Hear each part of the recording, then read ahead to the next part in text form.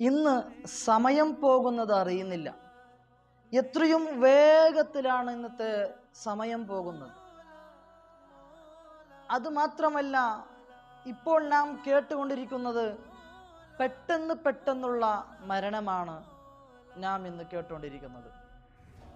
അതുകൊണ്ട് നാമും മരണത്തിന് വേണ്ടി റെഡിയായി നിൽക്കണം. എപ്പോഴാണ് നമ്മുടെ മരണമെന്ന് പറയാൻ പറ്റൂല.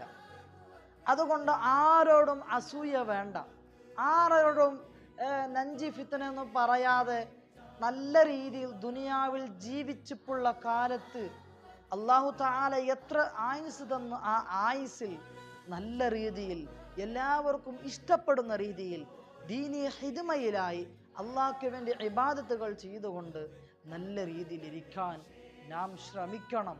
അല്ലാഹു റബ്ബ് സുബ്ഹാനഹു വ തആല അതിന് തൗഫീഖ് നൽകി അനുഗ്രഹിക്കുമാറാകട്ടെ. നമ്മുടെ മരണം നല്ല ഒരു മരണമാക്കി